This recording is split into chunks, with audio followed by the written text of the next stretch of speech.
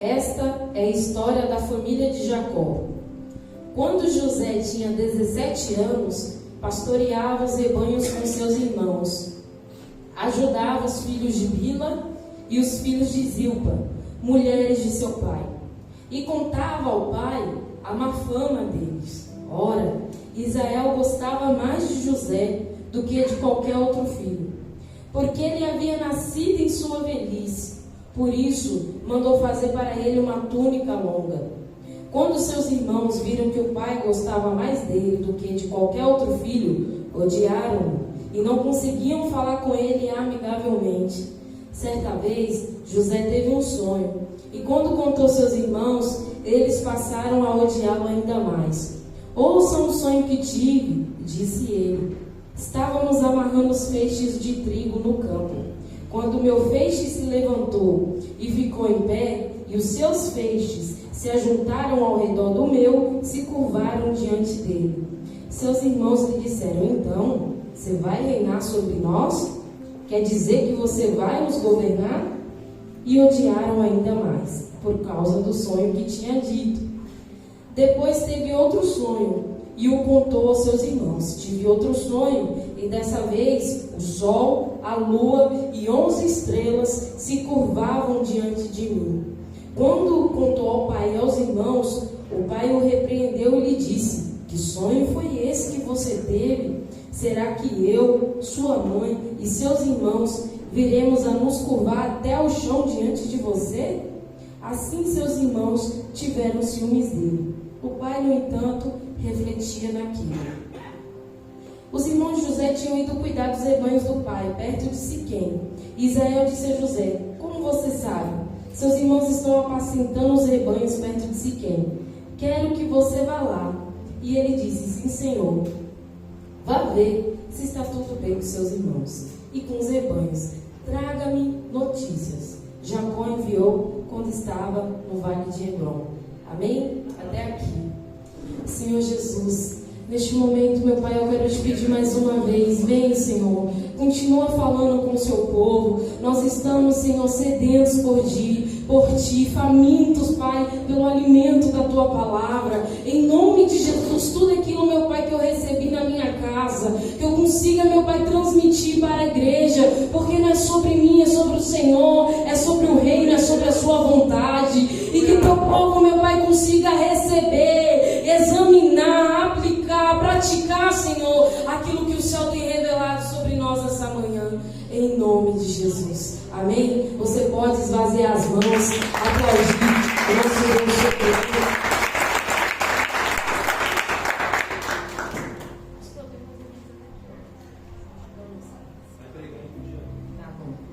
Irmãos, nós estamos diante de um texto que as crianças da escola dominical já devem ter aprendido.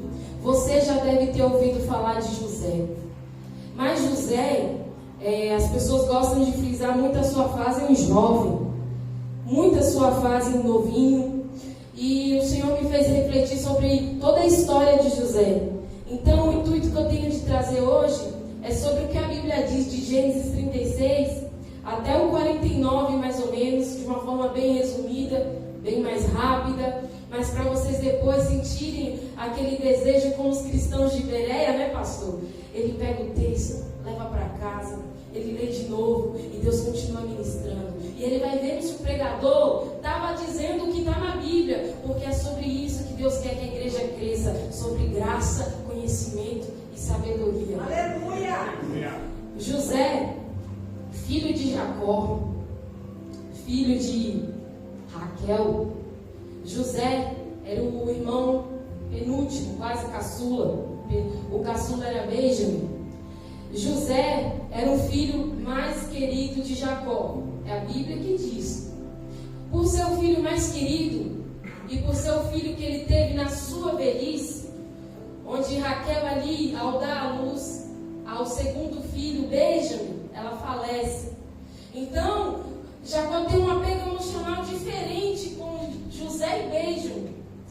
Só que ele deixa isso muito claro para os outros filhos, trazendo um certo ciúmes, trazendo algum tipo de competição dentro de casa. Tanto que ele decide fazer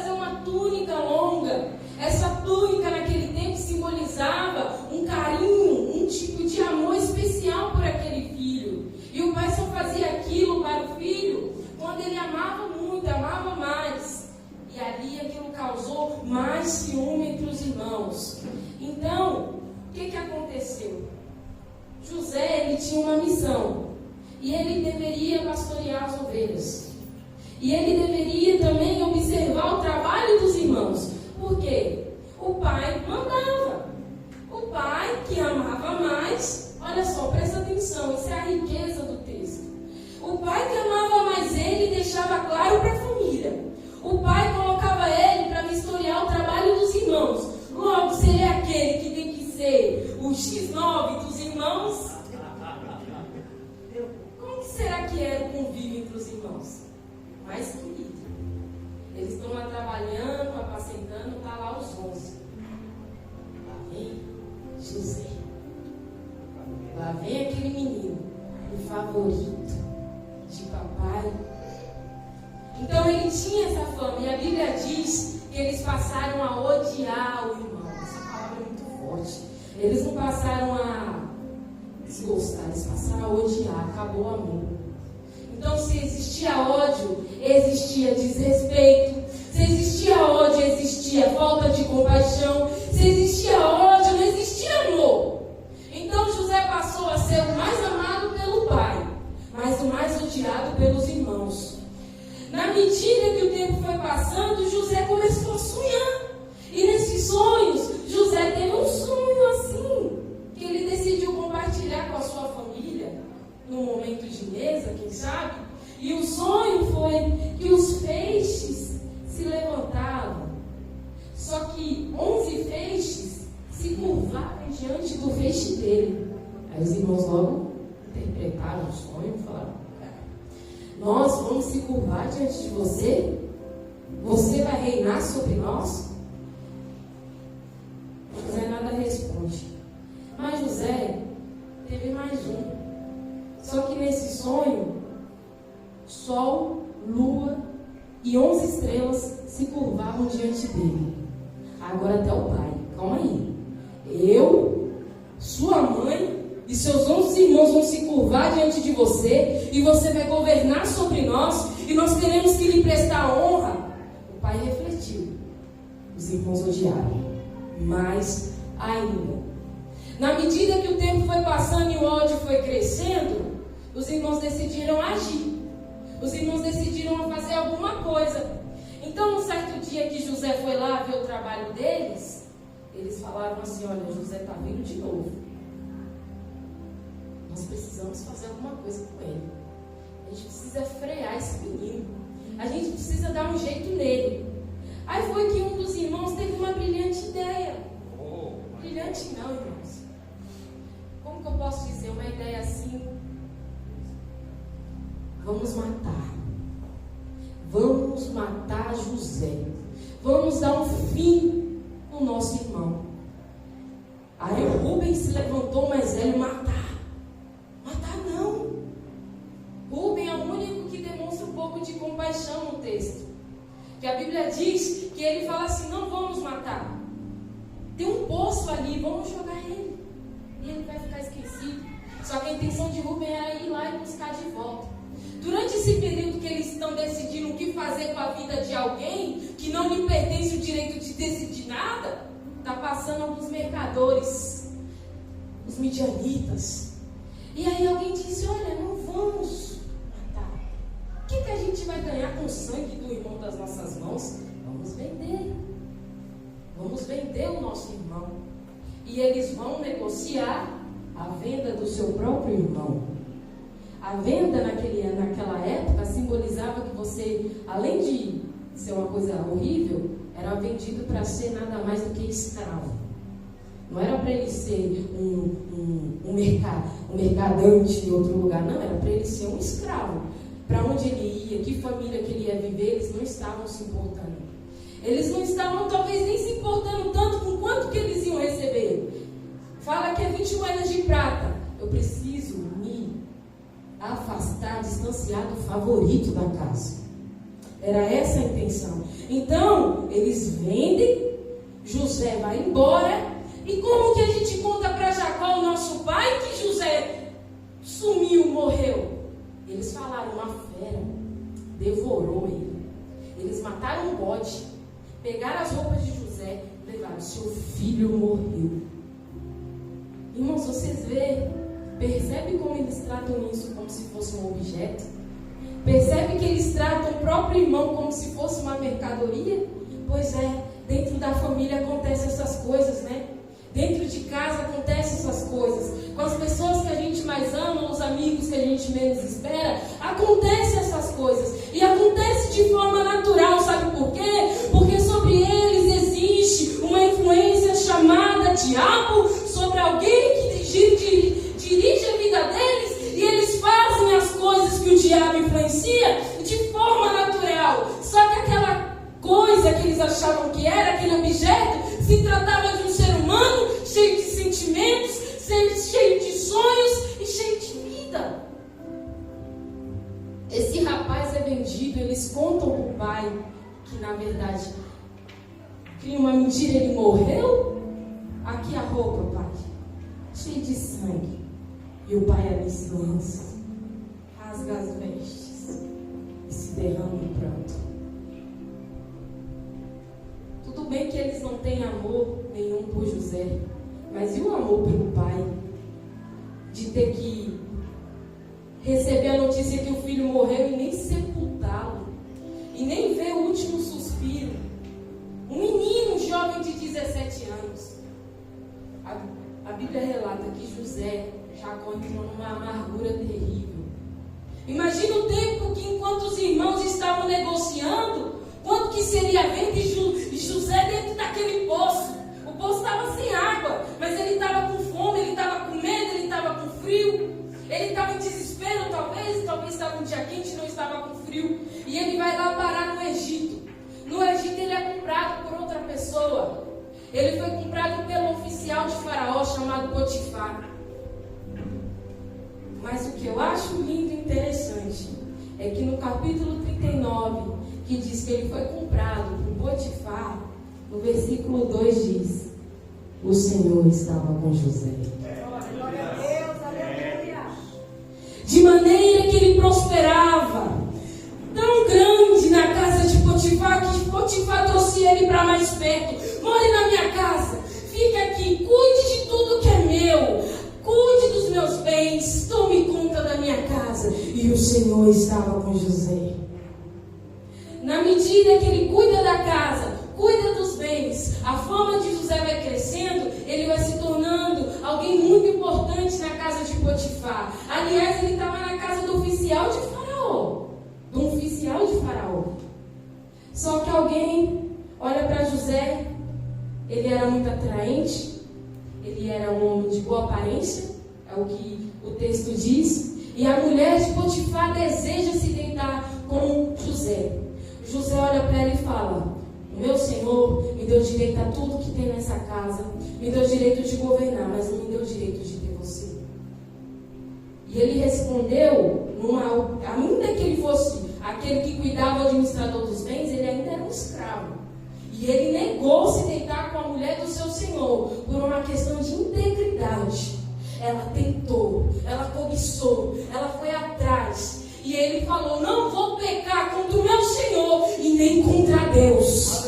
Ela foge, ele corre, ele foge. E ela pega no seu manto e insatisfeita, porque ela queria tudo, ela solta uma notícia para todos. E para Potifar: ele me violentou, ele entrou aqui, tentou abusar de mim. E mesmo José, com toda a sua integridade, se defendeu, disse que era mentira. Potifar não acreditou e ele foi parar numa prisão. Mais uma vez você vê José sendo injustiçado, sendo acometido por algo que ele não fez, mas na prisão algo surpreendente acontece. Ele para na prisão, e nos momentos que ele está na prisão, o Senhor era com ele. A Bíblia diz que o Senhor estava com José. Na medida que José tinha um bom comportamento e era diferente, o carcereiro falou: não, esse prisioneiro é diferente. Os que estiveram aqui não se comparam com esse moço. Olha, José, pode governar aqui dentro, cuida dos prisioneiros, toma conta. E dentro da prisão ele vira o administrador, ele vira mais uma vez o governador. Olha só. E certa vez, 2 homens, um copeiro e um padeiro, que trabalhavam para Faraó, fizeram coisas que Faraó se enfureceu e os colocaram na prisão. Esses 2 homens, o copeiro e o padeiro, tiveram sonhos. E comentaram com José. E comentando, o copeiro contou o sonho. E aí José foi lá e deu interpretação. Ele teve um sonho, resumidamente, dizendo que ele via que ele pegava uma taça, ele pegava o vinho, se aproximava do palácio. E aí José disse: você vai servir novamente Faraó. Mas o padeiro teve um sonho um tanto estranho e ele interpretou e disse: você vai ser decapitado. E da forma que José interpretou, aconteceu. Só que antes de acontecer, José pediu: quando chegares no Faraó, lembra de mim? Lembra de mim que eu estou aqui? Estou longe da minha terra, estou longe do meu pai. Eu não sei nem por que eu estou aqui. Como que eu vim parar aqui? Como que eu vim parar aqui se eu sou íntegro? Eu sirvo a Deus com sinceridade. Nunca tratei mal meus irmãos. Não dei em cima de mulher nenhuma, mas eu estou aqui. Mas enquanto ele estava lá, o Senhor estava com ele também. O que nos leva por amadurecimento para entender que em todas as fases e circunstâncias da nossa vida, independente das situações, o Senhor está conosco. Nós não podemos enxergar Deus nos momentos que tudo nos favorece. Nós não podemos enxergar Deus quando tudo em nosso meio vai bem, a família vai bem, nós somos amados e queridos e nós estamos vivendo o melhor tempo da nossa vida. Quando ele fala: olha, quando eu aparecer lá no Faraó, lembra de mim? Ele tinha esperança. Esperança no homem, não no Deus dele. No Deus dele. Ele se aproxima, vai passando o tempo. Esses 2 homens são libertos. Um é liberto, o outro morre. Alguém lembra de José? Alguém lembra de José? Ninguém lembra de José. Ninguém lembra de José. Os homens são livres e José continua preso. Mas o Deus que nós servimos é um Deus que cuida dos seus. Às vezes nós ficamos num momento assim de tempo, aquele tempo de chorar, que a gente fala: Deus, esse tempo não passa nunca. Não passa nunca. Mas todo esse tempo é um momento de tratamento.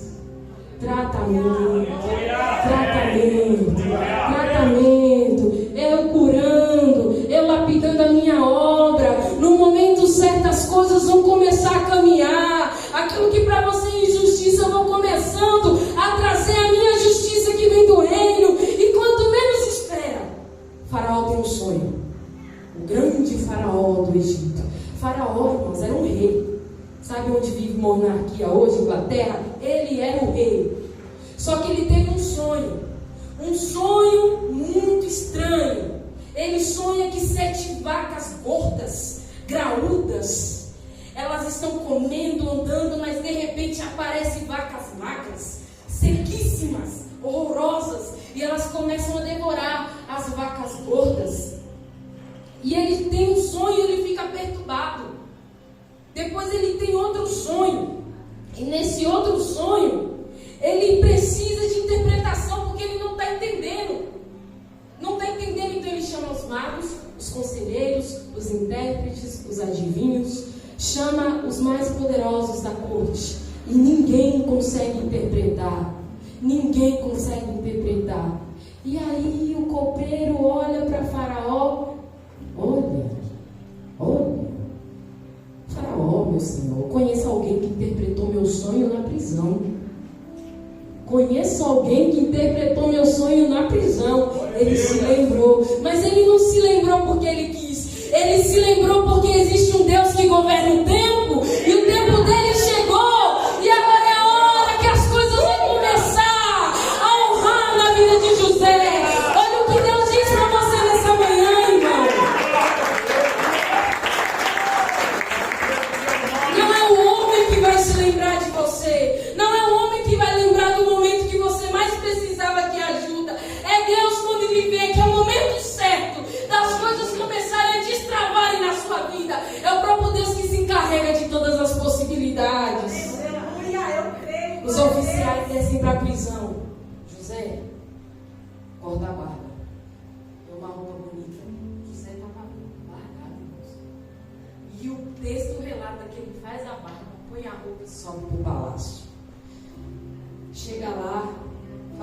conta os sonhos. Resumidamente, contando os sonhos, José fala: 7 vacas gordas são 7 anos de prosperidade e fartura no Egito. Os 7 anos das vacas magras, que uma consome a outra, é que o tempo de 7 anos que vai chegar não vai compensar os 7 anos de fartura.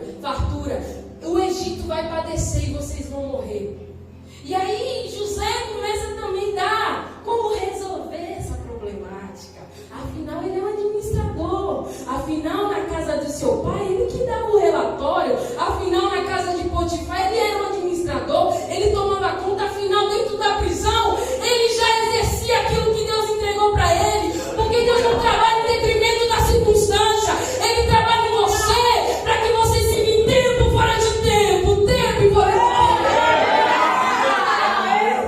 Você não vai servir só para o momento que tudo foi bom, irmãos. É para isso que Deus trabalha no nosso sofrimento. É para que nos dias bons você consiga dizer: Ebenezer, até aqui me ajudou o Senhor.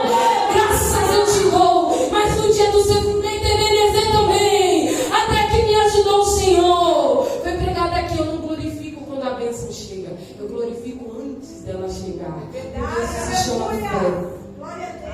Ele revela e fala: você precisa de um administrador, você precisa de um governador para esses 7 anos de tristeza, para esses 7 anos de escassez. Ele precisa armazenar 10%, tanto por cento, e ele começa a dar. Você precisa de alguém que cuide disso. O faraó olha para ele, olha para os seus conselheiros. Vocês conhecem alguém? E olha que os egípcios eram super geniais, inteligentes, capazes. Mas ele olha para aquele ex-prisioneiro hebreu. Vocês conhecem alguém tão sábio quanto ele?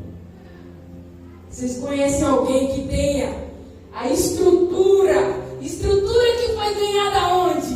Na casa do pai, na casa de Potifar, na prisão. Será que ele consegue governar o Egito? É ele! O faraó fala: é ele. O faraó fala para ele assim: olha, te colocarei como governador do Egito. Abaixo de mim só existirá você. Você só estará abaixo de mim. Todos deverão se prostrar e obedecer às suas ordens. Todo o Egito está sob o seu controle. Faça como quiser. Eu vou te dar casa, eu vou te dar alimento, eu vou te vestir. A Bíblia diz que eles vestem ele com manto real. Preparam uma passeata e anunciam: José, o novo governador do Egito.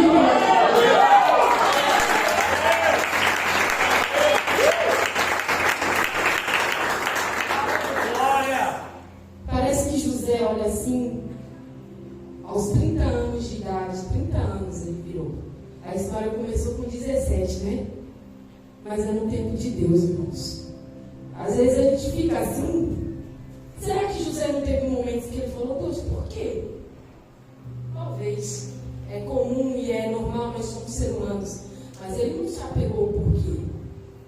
Eu acredito que no final da história, pelo que eu li, ele se apegou: para quê? Para que eu estou vivendo isso? Nós não passamos nada nessa vida, irmãos, por coincidência. Nada foge do controle de Deus. No momento da sua honra, cavalos, trombetas é assoado: José, José, José, José, José, José. Imagina um filme que passa na cabeça dele: José, José, José.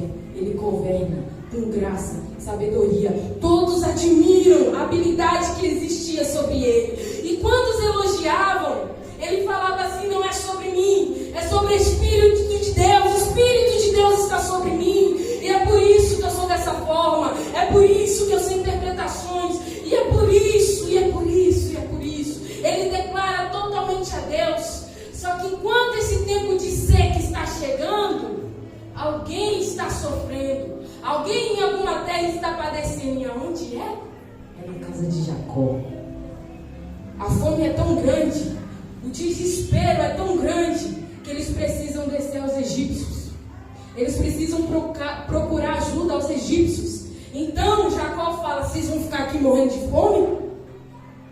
Vão até o Egito. A notícia que corre é que só lá tem comida. Os meninos se preparam, chega lá para comprar comida e de repente José repara que tem uns clientes diferentes. E José nota: meus irmãos, para resumir, porque a história é muito grande, José identificou que eram os irmãos deles que estavam descendo para comprar comida, mas os irmãos não reconheceu.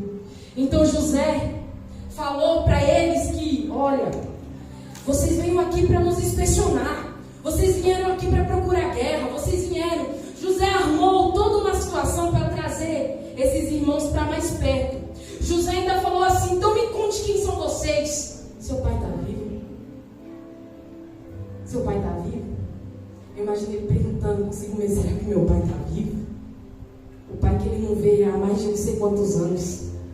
Eles confirmam: meu pai está vivo, nós somos em 11 irmãos, 12 irmãos, um faleceu, um ficou lá com o pai, que é o caçula. Ele falou: me traz o caçula, eu quero o caçula. Enquanto vocês não trouxerem, eu não vou confirmar que vocês não sejam espiões.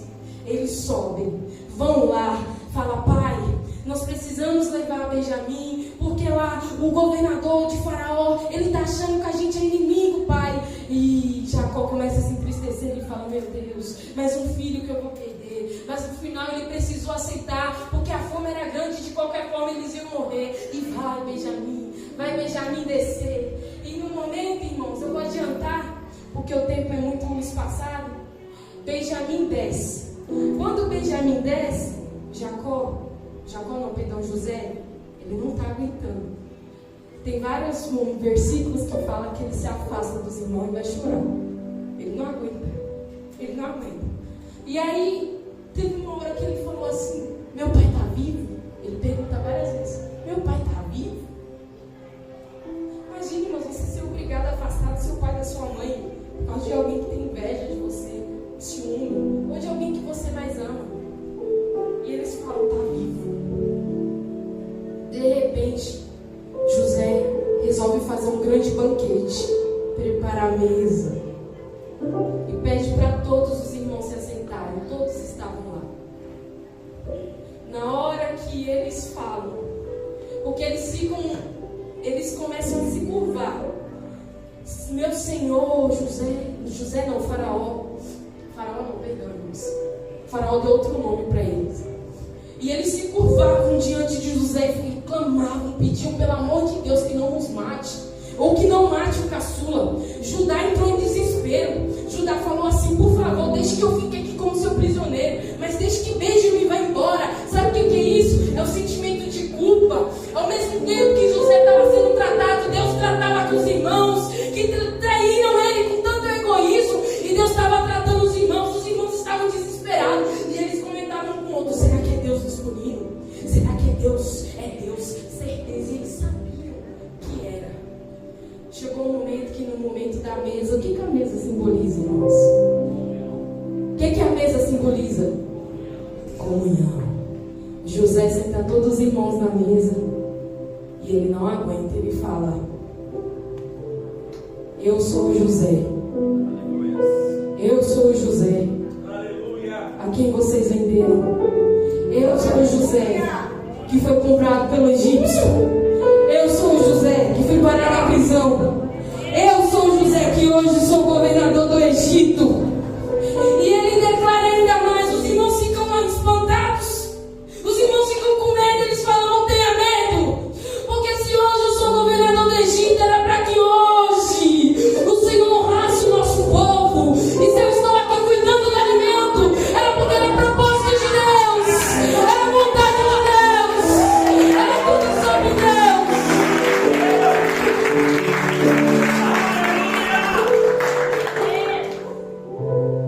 Os irmãos ficam em estado de espanto.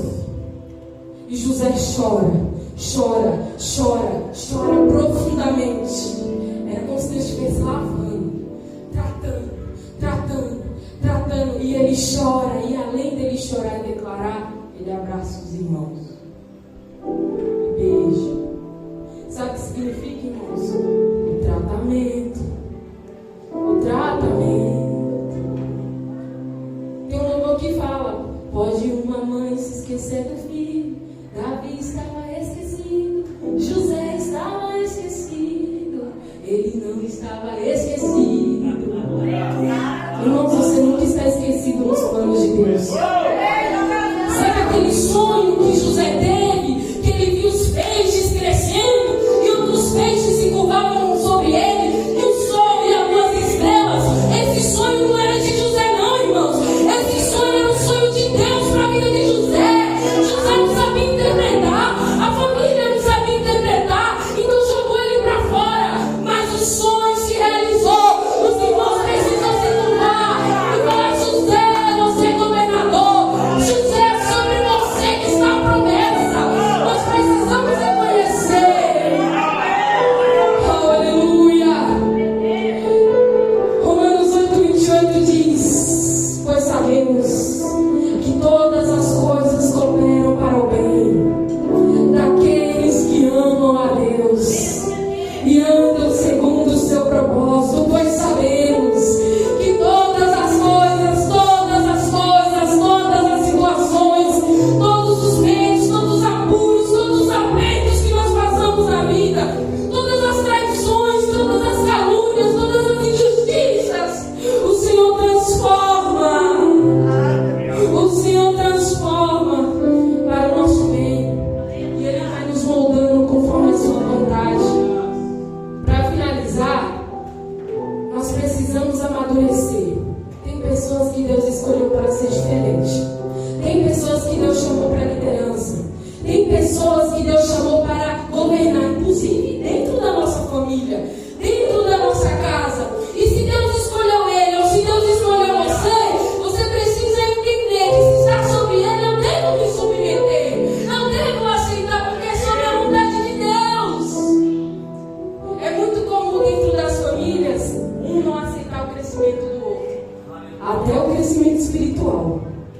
É muito comum dentro da roda de alguns amigos, alguns não aceitar o seu crescimento espiritual. Mas deixa Deus ministrar para você nessa manhã. Se for necessário, Deus te tira do meio deles. Deus faz com você como fez com José. E no tempo certo, irmãos, eles vão precisar reconhecer, não porque nós somos bons, mas é porque a vontade de Deus precisa ser feita.